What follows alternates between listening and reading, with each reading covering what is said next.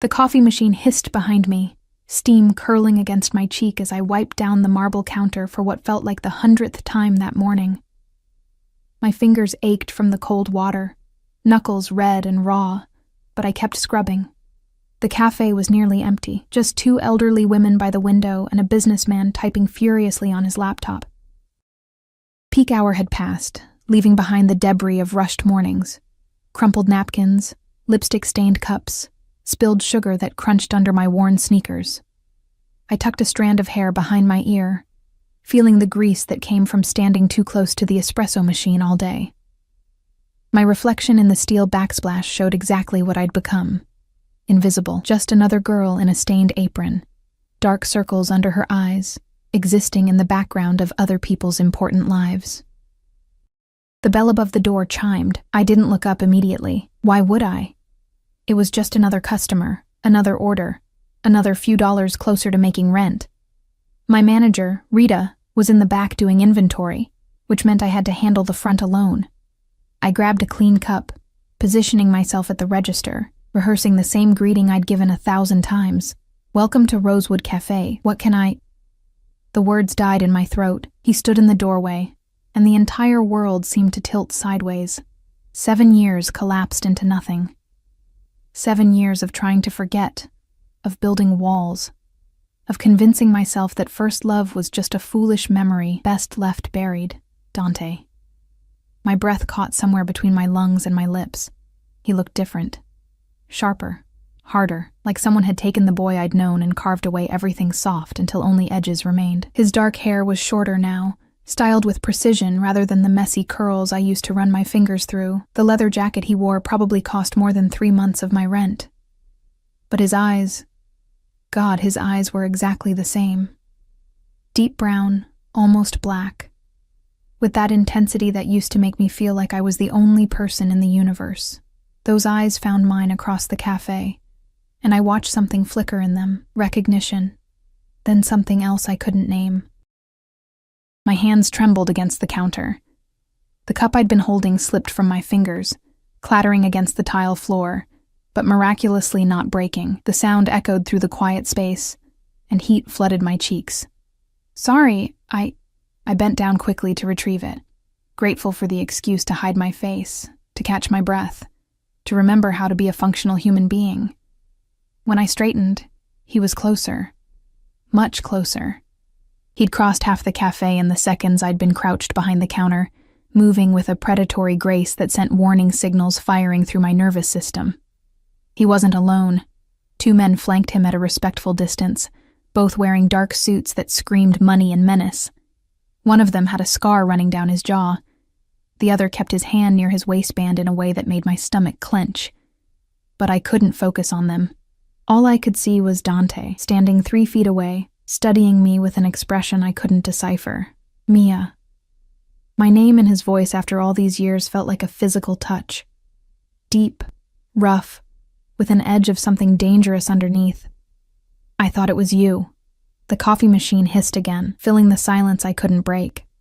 My mouth had gone completely dry. Up close, I could see more changes.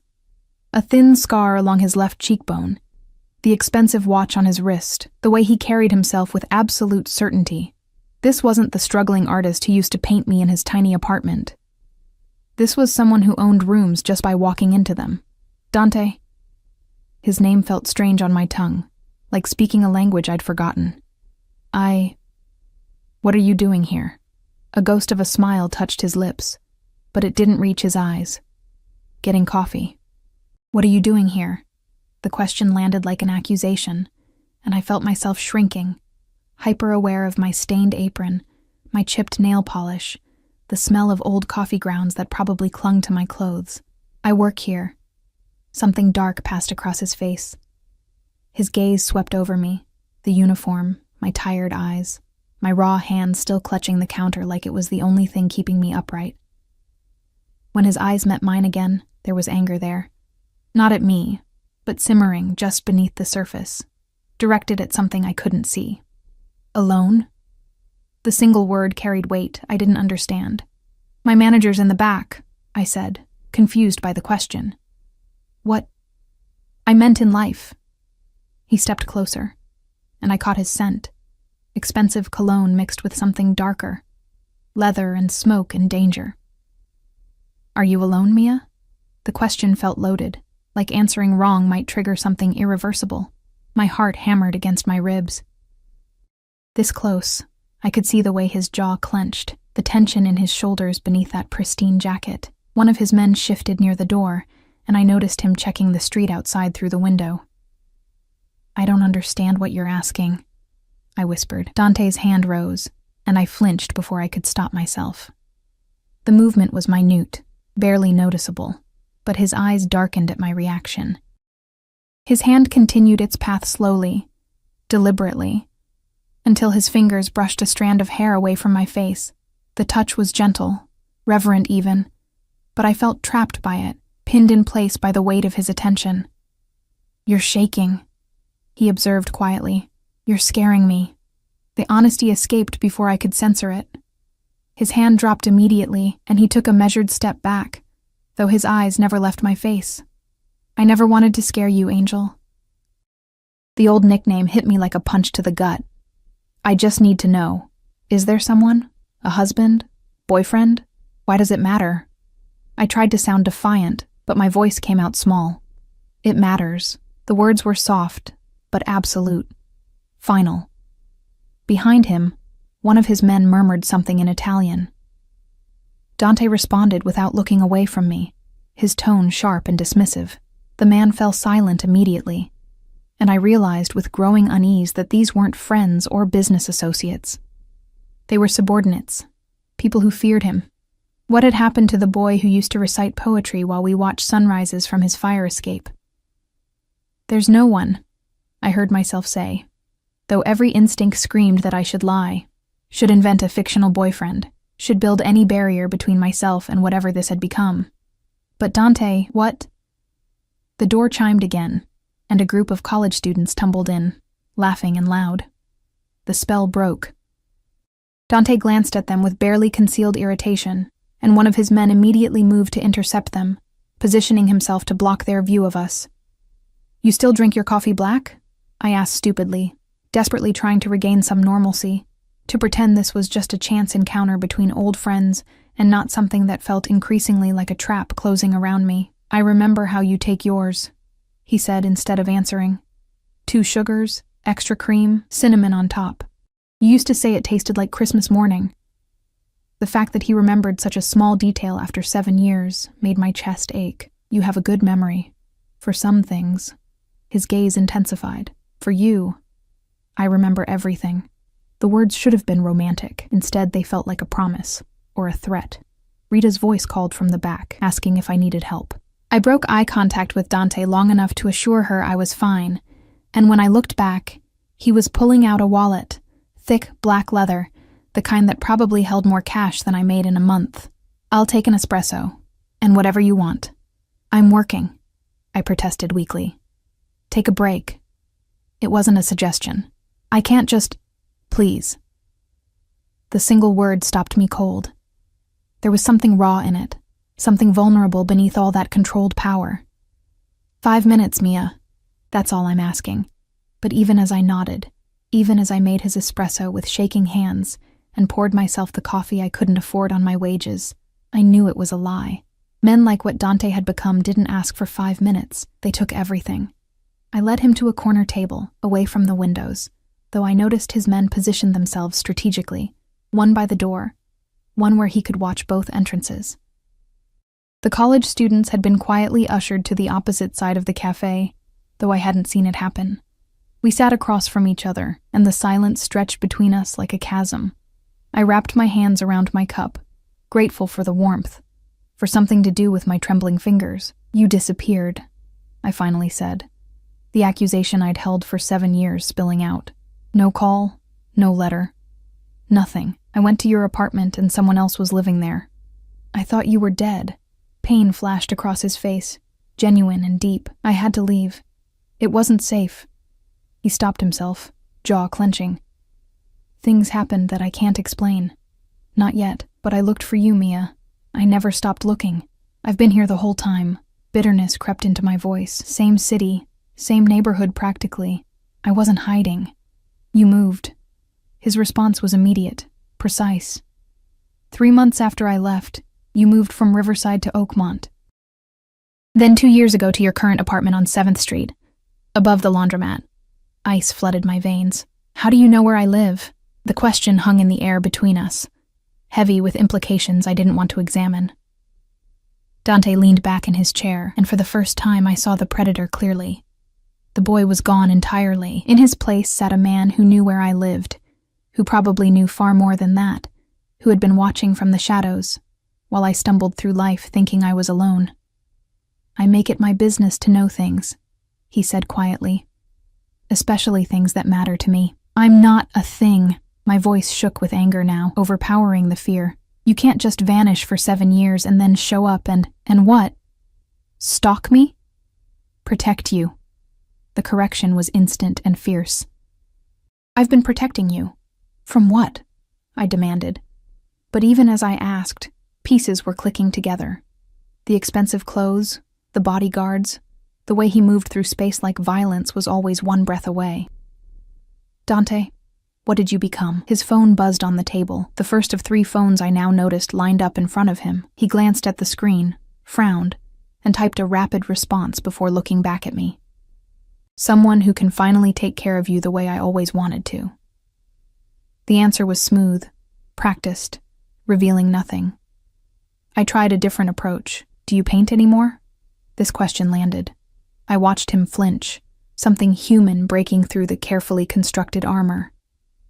No, not in a long time. That's sad. I meant it. His art had been beautiful, raw, full of feeling. You were talented. I had to grow up. The words were harsh, aimed at himself more than me. Talent doesn't pay for protection, doesn't keep people safe, doesn't... He stopped abruptly, that iron control slamming back into place. But I'd seen behind the curtain whatever had happened to transform sweet, artistic Dante into this controlled, dangerous man. It haunted him. The ghosts lived behind his eyes. Rita appeared at my elbow, making me jump. Mia, honey, you've got tables backing up. I glanced at the counter and saw she was right. While I'd been lost in Dante's orbit, the lunch rush had begun creeping in. I stood quickly, relieved to have an escape. I have to work. Dante stood with me, and I was struck again by how much taller he seemed, how his presence filled space in a way it never used to. When do you finish? Not until 6. I'll wait. That's 5 hours from now, I said incredulously. I'll wait. Each word was deliberate, final. You can't just sit here for 5 hours. I'll handle Rita. He pulled out his wallet again, extracting several large bills and setting them on the table, for the table rental and any inconvenience. I looked at the money, easily $200, and felt sick. Dante, no, this is crazy. You can't. His hand closed over mine, warm and strong, and I froze. The touch sent electricity racing up my arm, treacherous muscle memory awakening after years of dormancy. His thumb stroked across my knuckles, gentle and possessive all at once. Go work, Angel. I'll be right here when you're done. We have 7 years to catch up on. His eyes held mine, intense and unwavering, and this time, I'm not disappearing. Neither are you. It sounded like a vow. It felt like a cage door closing. I pulled my hand away and fled back to the counter, my heart racing, his eyes burning into my back. For the next 5 hours, I was hyper-aware of him in that corner booth, never looking at his phone, never speaking to his men, just watching me with the patient focus of a hunter who'd finally found his prey. And when I accidentally dropped a tray of dishes in my nervousness, the crash echoing through the café, and looked up to find those dark eyes on me filled with something between concern and possession, I realized my innocent mistake of glancing up when he'd walked in had triggered something irreversible. Dante hadn't stumbled into this café by chance. He'd been searching. And now that he'd found me, the look on his face made one thing terrifyingly clear. He had no intention of ever letting me disappear again. The last customer finally left at 6:15, and I untied my apron with fingers that wouldn't stop trembling. Rita had been shooting me curious glances all afternoon, her eyes darting between me and the corner booth where Dante sat like a dark king holding court. He hadn't moved except to accept coffee refills I brought with shaking hands, and to make occasional phone calls in Italian that sounded like commands. His men had rotated shifts, the scarred one leaving around 2, replaced by someone younger with cold eyes and a permanent scowl. They never sat, never relaxed, just stood guard like Dante was royalty requiring constant protection. From what? From who? The questions circled my mind endlessly as I wiped down tables, served customers, pretended everything was normal, while my entire world tilted on its axis. "That your boyfriend?" Rita asked, as I counted out my register, her voice pitched low enough that only I could hear. "No, just someone I used to know. Someone you used to know doesn't look at you like that, honey." She patted my shoulder, her voice gentle. "Be careful. That man looks like trouble wrapped in expensive packaging." She had no idea how right she was. I finished my closing duties, dragging them out as long as possible. But eventually there was nothing left to clean, no excuse to delay the inevitable. Dante remained in his booth, watching me with that unnerving patience. While his guard stood sentinel by the door, Rita locked up the back and gave me one last concerned look before leaving through the rear entrance. The cafe fell quiet, except for the hum of the refrigerator and my own thundering heartbeat. "Ready?" Dante stood, buttoning his jacket with practiced ease. For what, exactly? I stayed behind the counter, using it as a barrier between us. "Dinner. Conversation." He moved toward me slowly, deliberately. "Answers to all those questions I can see running through your mind. I'm not hungry." A lie. I'd skipped lunch, unable to eat with my stomach in knots. Mia. He stopped on the other side of the counter, close enough that I could smell his cologne again. "Don't make this difficult." "I'm not making anything difficult. I'm just saying no." I forced steel into my voice. "You can't just show up after 7 years and expect me to drop everything because you want dinner." Something dangerous flashed in his eyes. "Can't?" The single word carried enough threat to make me step back involuntarily. His guard moved closer to the counter, hand shifting toward his waistband, and I realized with cold clarity that these men would do whatever Dante ordered. Whatever he wanted, he got. But then Dante held up a hand, stopping his guard mid-motion. He took a breath, and when he spoke again, his voice had softened. "You're right. I'm sorry." The apology sounded rusty, like he wasn't used to giving them. I'm not good at asking anymore. I'm used to telling." "I noticed," I said quietly. "Have dinner with me, please." He tried again, and I could see the effort it took him to make it a request rather than a command. "One meal, Mia. If you want to walk away after that, I won't stop you." Another lie. I could see it in his eyes, in the set of his shoulders, in the possessive way he looked at me like I was something precious he'd lost and found again. Men like Dante, whatever he'd become, didn't let go of things they wanted. But I also saw something else. Beneath the danger, beneath the control, there was a desperation I recognized. The same desperation I'd felt 7 years ago when I'd searched every hospital, every morgue, every corner of this city trying to find him. "One meal," I agreed, and watched relief flood his features. "But somewhere public, and you answer my questions honestly." "Deal." He extended his hand across the counter.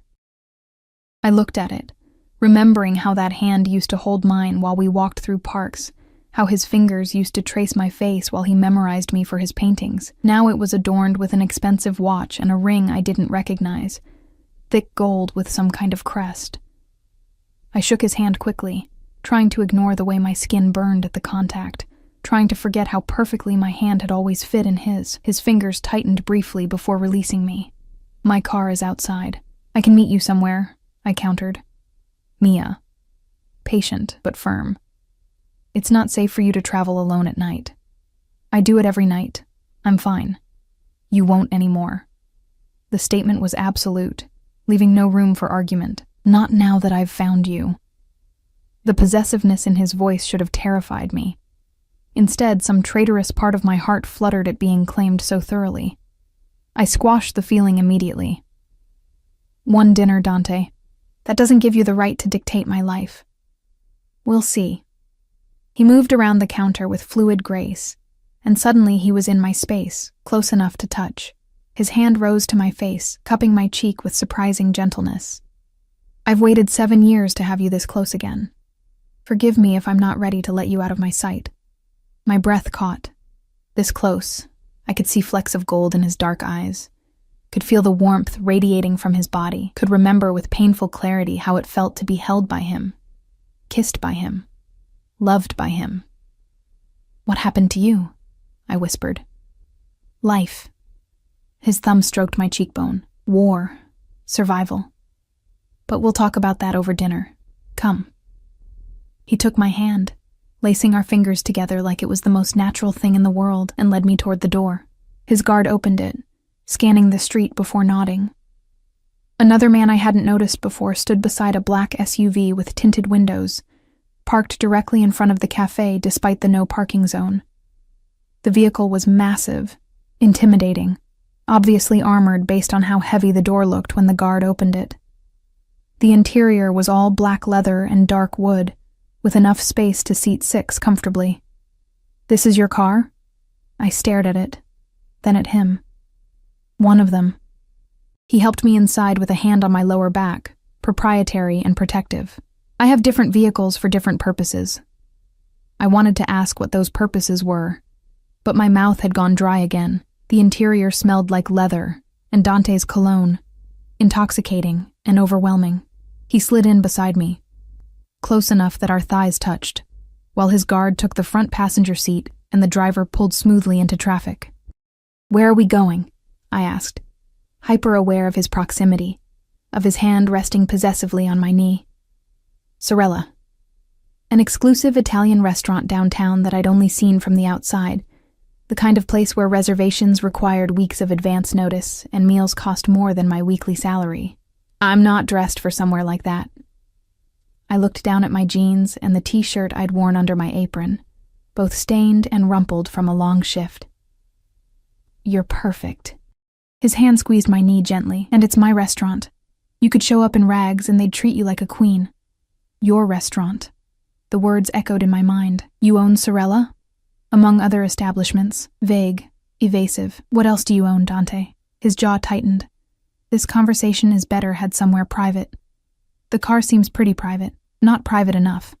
His eyes flicked to the driver, then back to me. Trust me, Angel.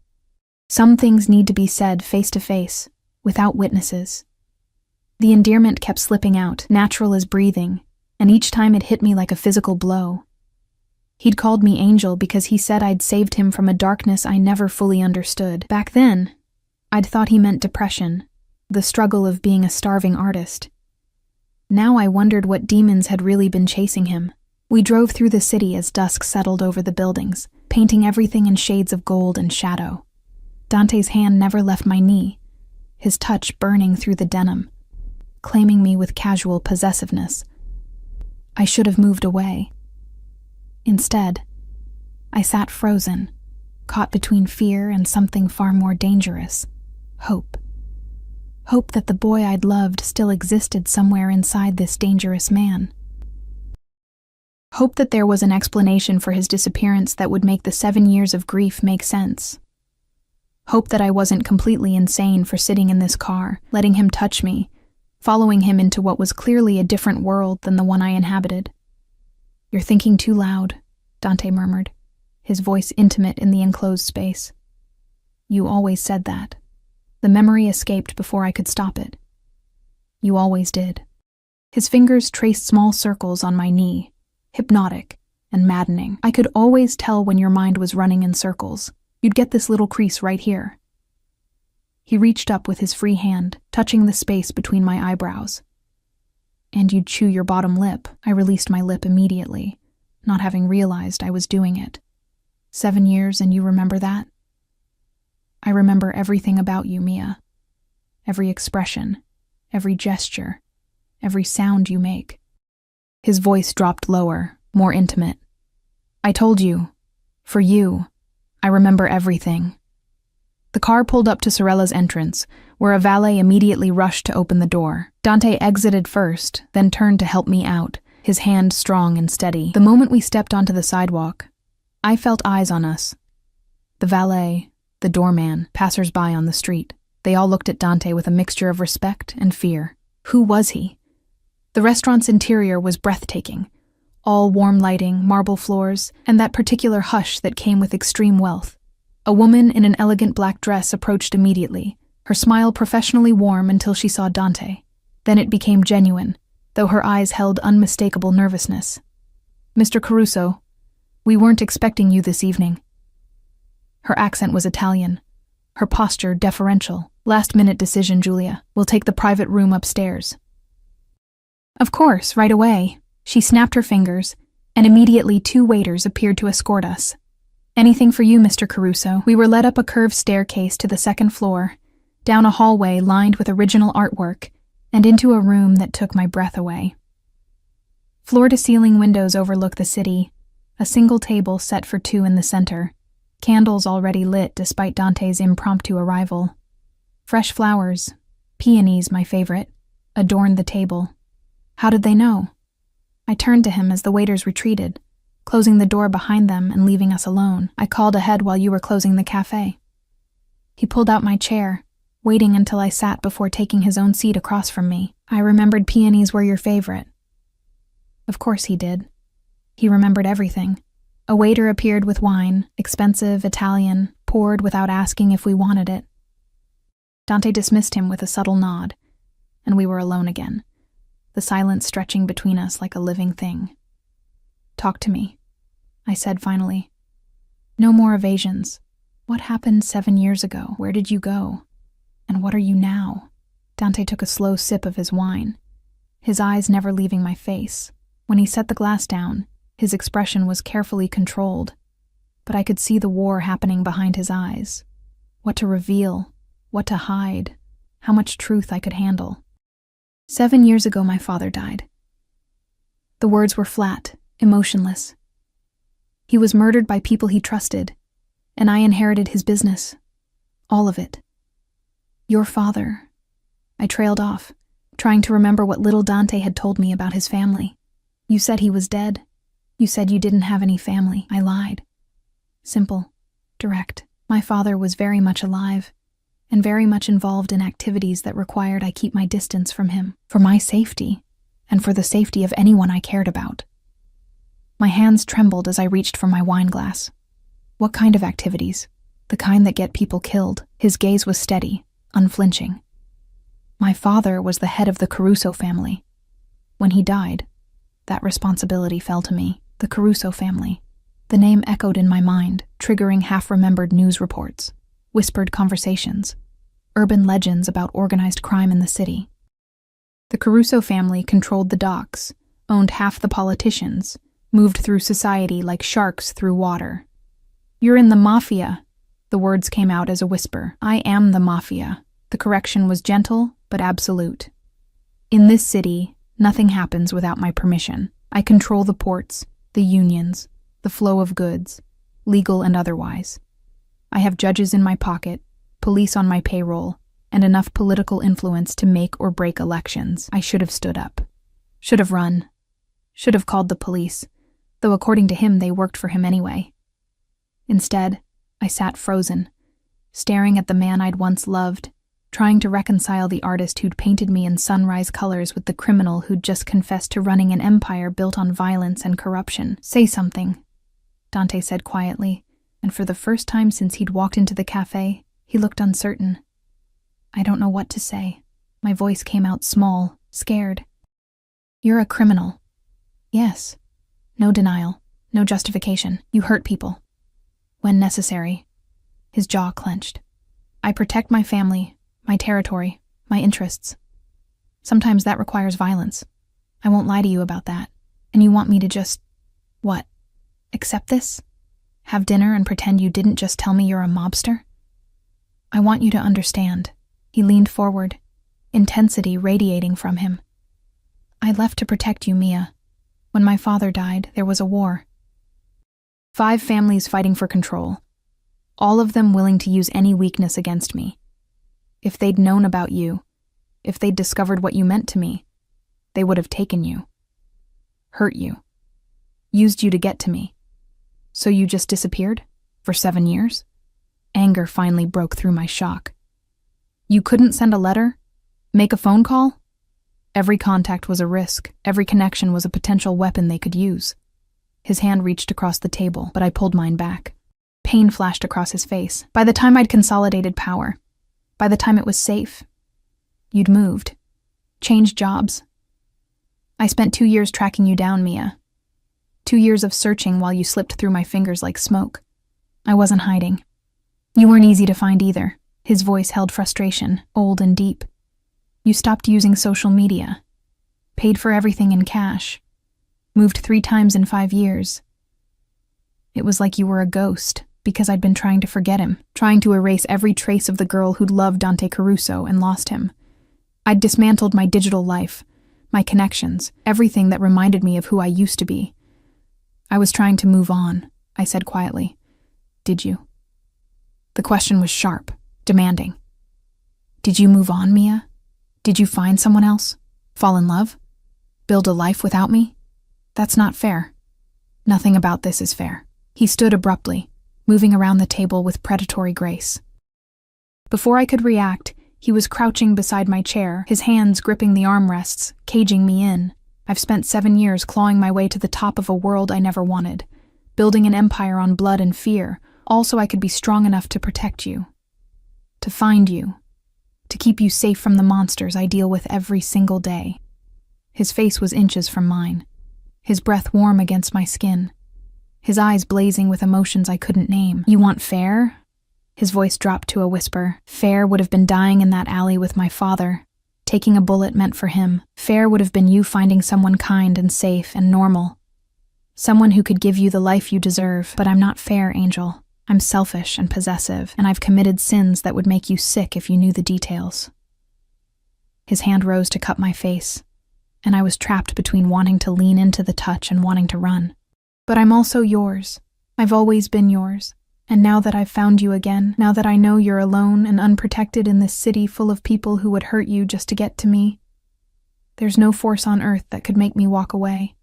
You're scaring me again, I whispered. Good. His thumb traced my lower lip and I shivered. You should be scared, because I'm not the boy you knew, Mia. That boy died the same night my father did. What's left is something darker, something dangerous. But it's still yours if you'll have it. The confession hung between us, raw and honest, and terrifying in its intensity. This was a man confessing love like a disease, like a curse, like something he couldn't control even if he wanted to. And God help me. Some broken part of my heart responded to it. I don't know if I can do this, I admitted. Then don't decide tonight. He pressed his forehead against mine, his eyes closing briefly. Just stay. Have dinner with me. Let me prove I'm still worthy of your time, even if I'm no longer worthy of your love. A knock at the door interrupted us. Dante pulled back immediately, his expression shifting from vulnerable to controlled in a heartbeat. Enter. Waiters appeared with the first course, and Dante returned to his seat, the moment of raw honesty locked away behind his carefully constructed walls. But I'd seen behind them now. I'd glimpsed the boy I'd loved, still living somewhere inside the monster he'd become. And that glimpse terrified me more than anything else, because it meant I might not be strong enough to walk away. Dinner passed in a haze of exquisite food I barely tasted, and conversation that felt like dancing through a minefield. Dante asked about my life, careful questions about my jobs, my apartment, whether I was happy. I answered in fragments, hyper-aware that anything I revealed felt like handing him ammunition. But he already knew so much. The addresses, the job changes, probably more than he was admitting. The knowledge should have felt invasive, violating. Instead, it felt like being seen for the first time in 7 years. You're not eating, he observed, his fork pausing halfway to his mouth. I looked down at my plate, some kind of pasta and truffle sauce that probably cost more than my daily wages, and realized I'd only managed a few bites. I'm still processing. That I'm a criminal? No judgment in his voice, just curiosity. That you're here, that you're real. I set down my fork, meeting his eyes. For 7 years you were a ghost. A memory I'd started to think I'd imagined. And now you're sitting across from me telling me you run the city's underworld like it's a normal career path. A ghost of a smile touched his lips. It's not a career path I chose willingly. But you chose to stay. Did I? The smile faded. When you inherit an empire, Mia, walking away isn't an option. There are hundreds of people who depend on me.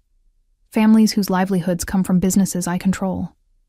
And there are enemies who would see any weakness as an opportunity to take everything. So you're trapped. I said it gently, understanding dawning. We're all trapped by something. His gaze held mine. I'm trapped by duty and blood. You're trapped by whatever keeps you working yourself to exhaustion in a cafe, living in an apartment that barely qualifies as safe, struggling when you shouldn't have to struggle. Heat flushed my cheeks. I'm doing fine. You're surviving. That's not the same as living. He leaned back, wineglass in hand. When was the last time you bought yourself something frivolous? When did you last take a vacation? Sleep past dawn? Not everyone has Mafia money to throw around. I shot back, defensive. No, but you could. The words hung between us, weighted with implication. I laughed, but it came out bitter. What? You're offering to be my sugar daddy now? 7 years of silence and suddenly you want to fund my lifestyle? I want to take care of you. His voice was steady, serious. The way I should have been doing all along. You shouldn't be working double shifts, Mia. You shouldn't have dark circles under your eyes from exhaustion, or hands raw from scrubbing dishes or this. He reached across the table, his fingers brushing my wrist where my sleeve had ridden up, revealing a burn scar from the espresso machine. This should never have happened. I pulled my hand back. Accidents happen. It's part of working in a cafe. Not anymore. The finality in his tone made my stomach clench. Dante. I'm not asking, Angel. Soft words, iron underneath. Tomorrow you're done at that cafe. I'll handle Rita, compensate her for the short notice. You'll... Absolutely not. I stood abruptly, my chair scraping against the floor. You don't get to waltz back into my life and start making decisions for me. I need that job. I have rent, bills, a life that exists whether you approve of it or not. He stood too, moving around the table with that predatory grace. You need that job because you have no other options. I'm offering you options. No, you're offering me a cage. I backed up, but there was nowhere to go. A gilded one maybe, but still a cage. You want to pay my bills, control my choices, keep me tucked away somewhere safe while you do whatever violent things you do. Would that be so terrible? He kept advancing, and I kept retreating until my back hit the window. Being protected? Cared for? Having someone who thinks about your safety, your comfort, your happiness? At what cost? I demanded. My independence? My self-respect? Becoming some mobster's kept woman? Pain flashed across his face, quick and sharp. You're not just some woman. You're everything. The confession stole my breath. He was close now. Close enough that I could feel the heat radiating from him. Could see the rapid pulse at his throat that betrayed his controlled exterior. I don't know how to do this, I whispered. I don't know how to be near you without remembering everything we were, and I don't know how to look at you now and not see a stranger. Then let me show you. His hand rose slowly, giving me time to pull away. When I didn't, he cupped my face with heartbreaking gentleness. Let me prove that underneath the suits and the violence and the empire, I'm still the man who loved you, who loves you still. Love isn't control, Dante. No. His thumb traced my cheekbone. But sometimes protection looks like it. My world is dangerous, Mia. The people I deal with, the enemies I've made, they wouldn't hesitate to use you against me. They'd hurt you in ways that would destroy us both, just to prove they could. And maybe we shouldn't do this. The words hurt coming out, but I forced them anyway. Maybe the smart thing is to walk away, let you go back to your world and me to mine. His jaw clenched, and for a moment I saw something feral flash in his eyes.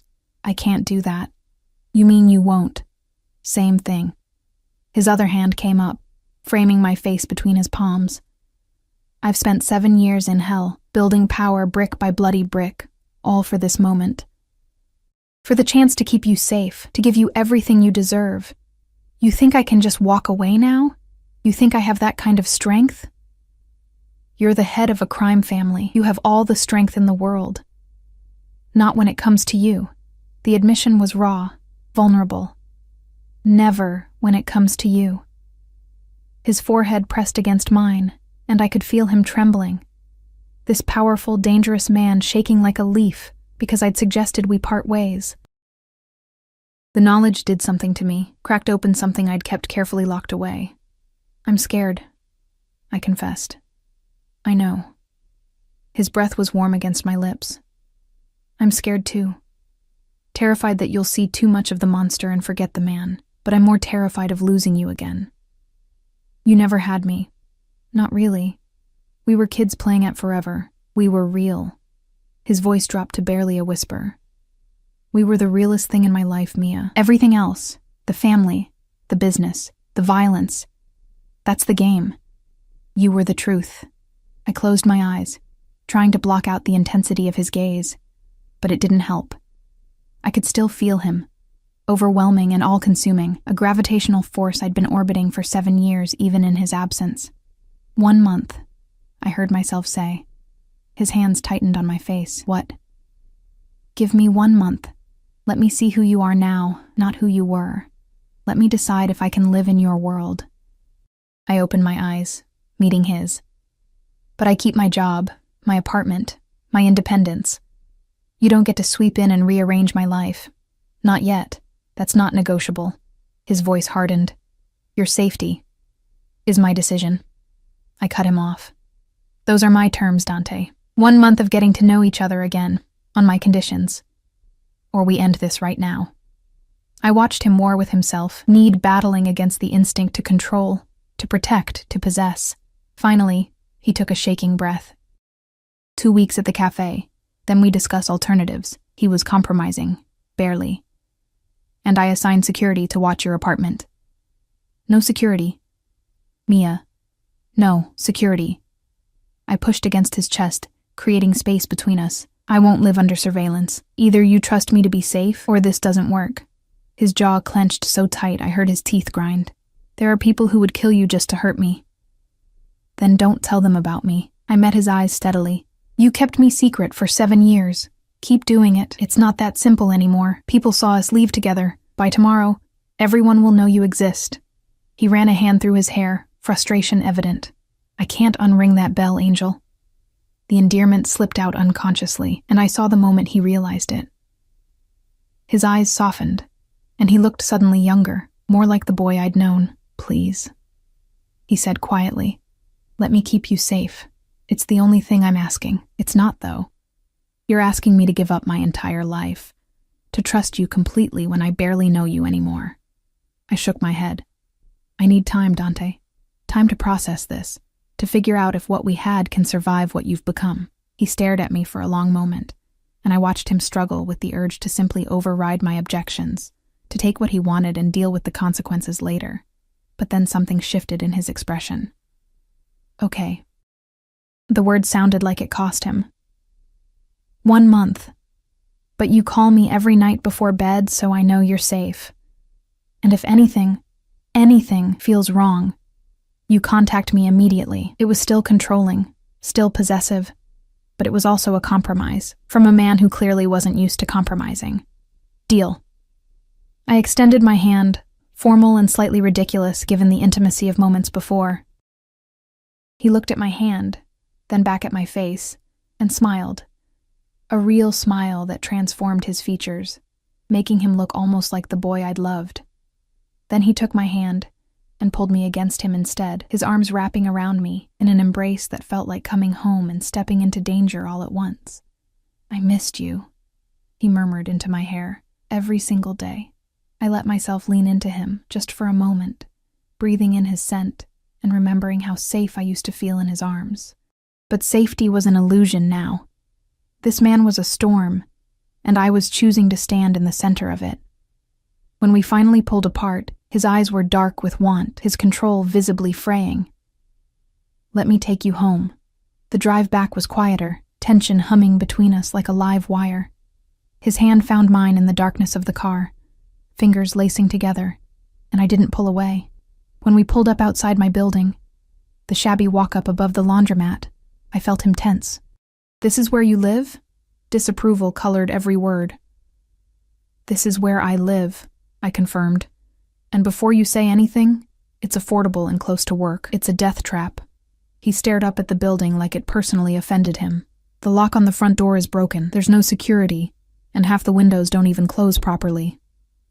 "How do you know about the windows?" He had the grace to look slightly sheepish. "I may have done a walkthrough when I found your address." "You broke into my apartment?"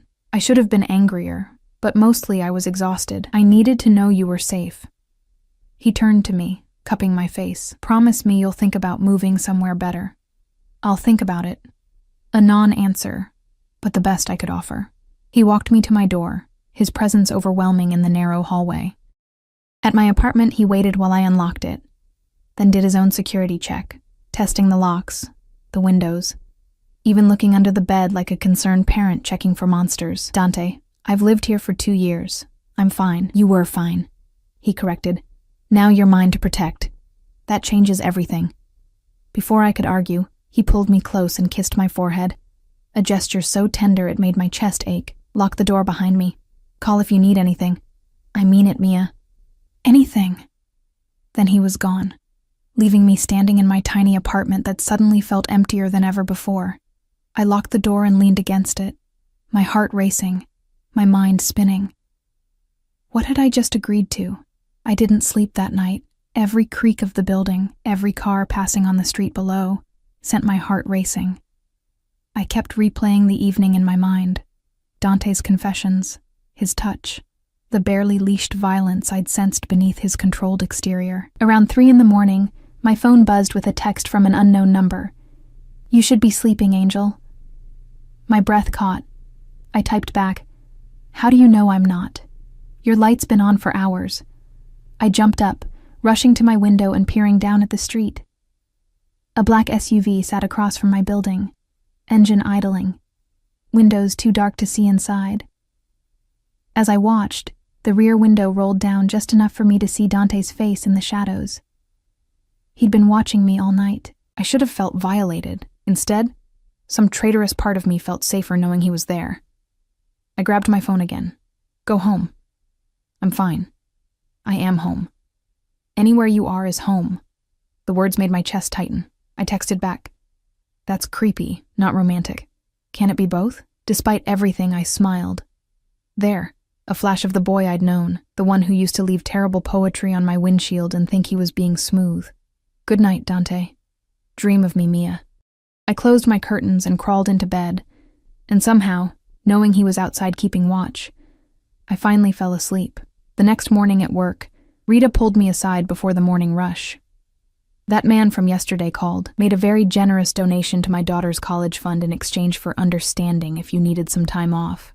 Her eyes were sharp, concerned. "Want to tell me what's going on?" It's complicated. Honey, men who throw money around like that are always complicated." She squeezed my shoulder. "Just be careful. I've lived in this city long enough to recognize power when I see it. And that man? He's got the kind of power that protects or destroys. Nothing in between." Her words haunted me through my shift. I kept expecting Dante to appear, but he didn't. Instead, around noon, a delivery arrived. A box wrapped in expensive paper, my name written in an elegant hand on the card. Inside was a new phone, top of the line, already activated, with one contact programmed in. Dante. The note read, "For our nightly calls, the other one isn't secure. D." I stared at it, torn between irritation at his presumption and reluctant appreciation for the practical gift. My current phone was ancient, the screen cracked, barely holding a charge. This one was sleek, new, probably cost more than a month's rent. I texted him from it. "You can't buy me." His response was immediate, "Not trying to buy you, trying to keep you safe. There's a difference." "Is there?" "Ask me in a month." Despite myself, I found myself smiling at the phone throughout my shift, rereading his messages, analyzing every word choice. I was pathetic. 7 years of silence and one dinner had me acting like a teenager with her first crush. But it wasn't a crush. It was something far more dangerous. The rekindling of a love I'd never fully extinguished, no matter how hard I'd tried. The week passed in a strange rhythm. I worked my shifts at the cafe, while Dante's presence orbited my life like a dark star. He didn't push, didn't demand more than our agreement allowed, but he was always there. Texts throughout the day, random observations, terrible jokes that reminded me of who he used to be, questions about what I was eating, if I was tired, if I needed anything, and every night, a phone call. His voice in the darkness, deep and intimate, talking about everything and nothing. He told me about growing up in two worlds, the legitimate business facade and the criminal reality underneath, about his mother, who died when he was young, about inheriting a legacy he'd tried to run from, only to be dragged back by blood and duty.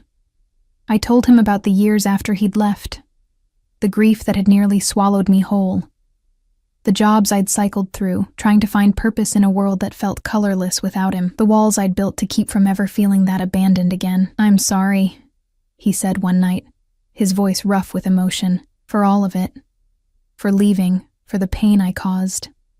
If I could go back, but you can't," I interrupted gently. "None of us can. We can only decide what we do now." "And what do you want to do now, Angel?" The question hung between us, weighted with possibility. "I don't know yet. Ask me in 3 more weeks." His low laugh rumbled through the phone. "You're going to make me work for this. You're the head of a crime family. I thought you liked challenges, only when I know I'm going to win." "Confident, aren't you? About this? About you?" His voice dropped lower, more intimate. "I've never been more certain of anything in my life." By the second week, the texts became more frequent, the phone calls longer. I found myself sharing things I'd never told anyone, small fears, secret dreams, the loneliness that had become so constant I'd stopped noticing it. And he listened, really listened, in a way that made me feel seen for the first time in years. But there were things he wouldn't discuss. When I asked about the specifics of his business, he deflected. When I pushed about the violence, the crimes, the reality of what he did, he changed the subject. It was like he was showing me carefully curated pieces of himself, while hiding the darkest parts. "You can't compartmentalize forever," I told him during one call. "If we're going to do this, I need to know all of you, not just the parts you think I can handle." Silence stretched between us.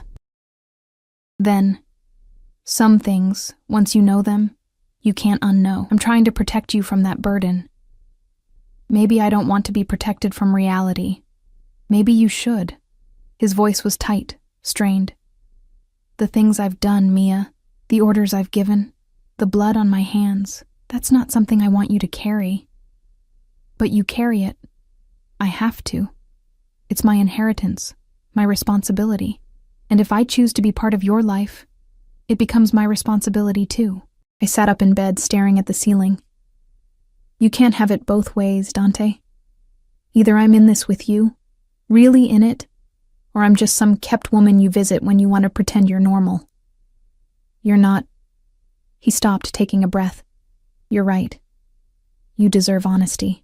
This weekend, come to my home. Let me show you my world, the real one.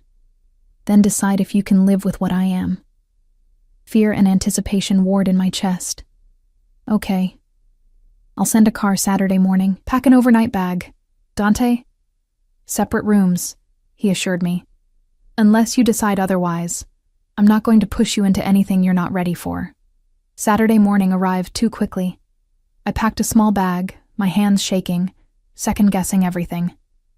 A black car arrived at 9, not the SUV, but a sleek sedan with a driver who introduced himself as Marco and treated me with careful respect. We drove for 40 minutes, leaving the city behind, winding through increasingly wealthy neighborhoods, until we reached a gated estate that looked like something from a movie. High walls, security cameras, guards at the gate who waved us through immediately. The house, mansion, really, was stunning. Modern architecture blended with old-world elegance, surrounded by manicured gardens and what looked like acres of private land. Dante waited at the entrance, dressed casually in dark jeans and a charcoal sweater that made him look younger, more approachable. but his eyes held tension as he watched me take in my surroundings. "Welcome home," he said, then seemed to catch himself. Welcome to my home." The slip didn't escape my notice. Neither did the hope in his eyes. He gave me a tour, room after room of understated luxury, artwork worth fortunes, every detail speaking of wealth and power. But what struck me most was how empty it felt. Beautiful, pristine, and utterly lifeless. "Do you live here alone?" I asked as we stood in a living room bigger than my entire apartment. "I have staff, security, but yes, essentially alone." He watched me carefully. "It's safer this way. Fewer people to worry about, fewer vulnerabilities. It's lonely." It was. He moved closer, his hand finding mine, until now. We had lunch on a terrace overlooking the gardens, food prepared by a chef I never saw, served by staff who appeared and disappeared like ghosts. Throughout the meal, Dante's phone buzzed constantly. He ignored it at first, but the calls became more insistent. Finally, he checked it, his expression darkening. "I'm sorry. There's a situation I need to handle. Business that can't wait. It's fine. I understand." "No." He stood, frustration evident in every line of his body. "This is exactly what I was afraid of. My world intruding, demanding attention when I want to be with you. Dante, it's okay. Go handle it." He hesitated, then leaned down to kiss my forehead. "Stay here. Make yourself at home. I'll be back as soon as I can." He left, and I wandered the empty mansion, feeling like a ghost myself. I found his office, all dark wood and leather, with a view of the grounds. On his desk sat a single framed photo, partially hidden behind some files. I shouldn't have looked, but I did. It was us. 7 years ago, laughing at something, my head on his shoulder, his arms around me. We looked so young, so happy, so blissfully unaware of how everything would shatter. He'd kept it all these years. The realization hit me like a physical blow. Through everything, the violence, the power, the transformation into someone I barely recognized, he'd held on to this piece of us.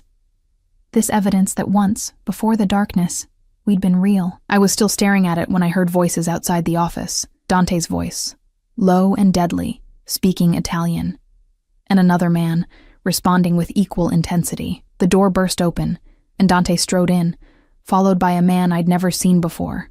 Older, scarred, radiating violence. Both men froze when they saw me. "Mia!" Dante's voice was sharp with alarm. "I told you to stay in the main house." I gestured helplessly at the photo. The other man's eyes went from me to the photo to Dante, and something like understanding crossed his scarred face. He said something in Italian, and Dante responded sharply, angrily. "Who is she?" the man asked in accented English, studying me with unnerving intensity. "None of your concern, Sal." Dante positioned himself between us, protective and possessive. "Everything about you is my concern, especially when you're making decisions with your heart instead of your head." Sal's gaze remained on me. "She's a weakness.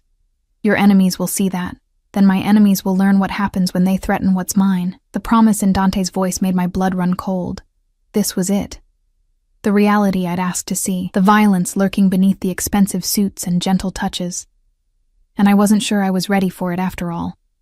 Sal left after a tense exchange in Italian that involved Dante literally stepping between us, his body language screaming danger. When the door finally closed, silence crashed over the room like a physical weight. "I'm sorry you had to see that," Dante said quietly, not turning around.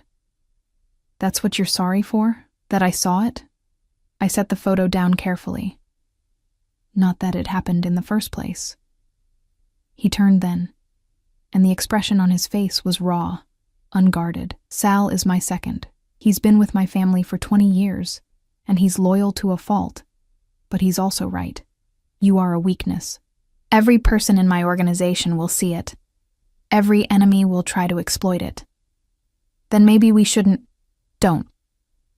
He crossed to me in 3 strides, his hands framing my face. "Don't finish that sentence. I know what you're going to say, and the answer is no. I'm not letting you go. Not again." Not ever. You might not have a choice, I whispered. If being with me puts me in danger, puts you in danger, then I'll burn down anyone who tries to use you against me. The words were a vow, dark and absolute. I've spent 7 years building power, Mia.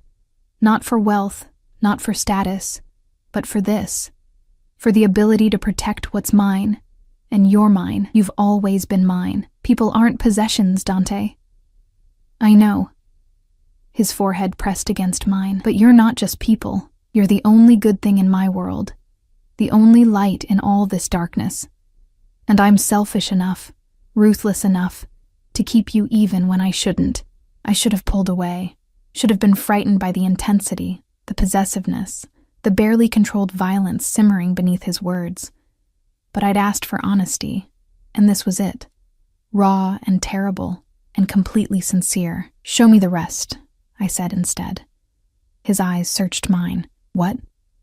You promised to show me your world, so show me. All of it. No more hiding the dark parts. For a moment, I thought he'd refuse. Then something shifted in his expression. Resignation mixed with determination. Okay. But understand, once you see this, you can't unsee it. Once you know the truth, there's no going back to innocent. I stopped being innocent the day you disappeared. He took my hand and led me through the mansion, down a hallway I hadn't noticed before, to a door that required a fingerprint scanner. It opened onto stairs descending into what I assumed was a basement.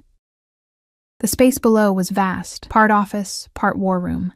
Screens lined one wall showing security feeds from what looked like dozens of locations. Maps covered another wall, marked with symbols and notes in Italian. And in the center, a massive table surrounded by chairs, currently occupied by 4 men who stood immediately when we entered. Gentlemen, Dante said calmly, this is Mia. She's under my personal protection, which means she's under all of our protection. Anyone who touches her answers to me. Spread the word. The men nodded, their eyes curious but respectful. One by one, Dante introduced them. His inner circle, the people who ran different aspects of his operation. They spoke about shipments and territories, about rival families and political connections, about money laundering and protection rackets with the casual ease of discussing the weather. I stood beside Dante, his hand never leaving my lower back, and absorbed the reality of his world. This wasn't romanticized movie violence. This was business built on intimidation, on fear, on the willingness to hurt people who got in the way.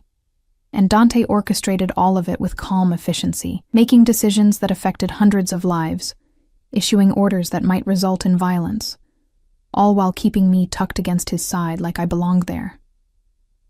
After an hour, he dismissed them and led me back upstairs. We ended up in his bedroom, a massive space dominated by windows overlooking the gardens. He poured us both whiskey from a crystal decanter, his hand steady despite the tension radiating from him. Questions? He asked, handing me a glass. 1,000,000. I took a sip, the burn grounding me. But I'll start with one. Do you kill people? He didn't flinch from the directness. I've given orders that resulted in deaths. I've defended myself and my people with lethal force when necessary, but I don't kill indiscriminately, and I don't tolerate unnecessary violence from my people. That's a politician's answer. It's the truth. He met my eyes steadily. I'm not going to pretty it up for you, Mia. I've done terrible things. I'll probably do terrible things again. But I operate by a code. No civilians, no children, no unnecessary collateral damage. In my world, that makes me relatively honorable. The best of the worst. Exactly. He drained his glass. So now you know. This is what I am. This is the life I'm offering you. Beautiful prisons and blood money and the constant knowledge that people want me dead. Which means they'll want you dead too. I walked to the window, staring out at the manicured perfection of his grounds. Behind me, I could feel Dante's tension, his fear that I'd finally see too much and walk away. But the thing was, I'd already seen it. Seen the violence lurking beneath the surface, the ruthlessness required to survive in his world, the darkness that clung to him like a second skin. And beneath all of that, I'd also seen something else, the boy who'd kept my photo for 7 years, who watched me sleep from his car because he couldn't bear to be far away, who looked at me like I was salvation and damnation wrapped in one fragile package. "I need you to promise me something," I said, not turning around. "Anything." The word came without hesitation. "No lies, not ever. I don't care how ugly the truth is. I need you to give it to me straight." I turned to face him. "And you don't make decisions about my life without consulting me. Not about my job, my home, my safety. We discuss everything." Hope flickered in his eyes, cautious and fragile. "Are you saying—" "I'm saying I'm terrified. I'm saying this is insane and reckless, and probably the worst decision I'll ever make." I crossed to him, setting down my glass. "But I'm also saying I've spent 7 years trying to forget you, and it didn't work. I'm saying that when you look at me, I still feel like the most important person in the world. And I'm saying that maybe, possibly, I want to try this. Really try it." His hands came up to frame my face, trembling slightly. "You mean it?" "On one condition." I placed my hands over his. "You have to let me in. All the way in. No more protecting me from the hard parts. If I'm going to be part of your world, I need to understand it. All of it. Even the darkest parts, especially those." I held his gaze. "Because I think you've been carrying them alone for too long. And maybe together, they won't be quite so heavy." The kiss, when it came, was nothing like our first kiss 7 years ago. That had been sweet, tentative, full of teenage uncertainty. This was claiming and desperation, and 7 years of grief compressed into a single moment. His hands tangled in my hair, pulling me closer, and I went willingly, surrendering to the intensity that had always existed between us. When we finally broke apart, both breathing hard, his forehead rested against mine. "I love you," he whispered. "I never stopped. Not for a single day. I know." I smiled against his lips. "You kept the photo." "I kept everything." His thumb traced my lower lip. "Every memory, every moment, every word you ever said to me. I carried you through 7 years of hell, Mia. You were the only thing that kept me human. Then let me keep you human now." I pulled back enough to meet his eyes. "No more lone wolf routine. You have me now. Let me help carry the weight." Over the following weeks, Dante kept his promise. He showed me everything. The legitimate businesses that fronted his operations, the network of people who depended on him, the delicate balance of power that kept the city from descending into open warfare. I met his people, learned the hierarchy, began to understand the complex web of loyalty and fear that held his empire together. It wasn't easy. There were nights I cried from the stress, from the knowledge of what his world entailed. There were moments I questioned everything, wondered if love was worth the cost of living in constant awareness of danger. But there were also mornings waking up in his arms, safe and cherished. Evenings spent in quiet conversation, learning who he'd become while sharing who I was now. Moments of laughter that reminded us both we were still, underneath everything, just two people who'd found each other against impossible odds. 3 months after that first dinner, Dante asked me to move into the mansion. Not as a demand, but as a genuine question, respecting the autonomy I'd insisted on. "I want you here," he said, as we sat in the garden, my head on his shoulder. "But only if it's what you want. I won't trap you, Angel. I won't make you a prisoner, even a willing one." I thought about my tiny apartment, my exhausting job, the life I'd been living on autopilot. Then I thought about this, safety and luxury and a man who looked at me like I hung the stars. "Yes," I said simply, "but I want to work. Maybe not at the cafe, but something. I need purpose beyond being your girlfriend." "Wife," he corrected softly. "If you'll have me." "Not now. Not until you're ready. But someday. I want everything with you, Mia. Forever. This time." I turned to look at him, this dangerous, powerful man who somehow became gentle when he touched me. "Ask me again in a year. Let's make sure we can survive your world first." "Deal." He kissed my forehead, my nose, finally my lips. "I can be patient. I've already waited 7 years. What's one more?" But 3 months later, when he asked again, this time with a ring that had belonged to his mother, on one knee in the garden where we'd had that first conversation. I didn't make him wait. I said yes, because I'd learned that love wasn't about safety or certainty. It wasn't about making the smart choice or the easy one. It was about finding someone who saw every broken piece of you and chose to stay anyway. Someone who'd cross through hell to find you and would burn down the world to keep you. Dante was darkness and danger, violence and power.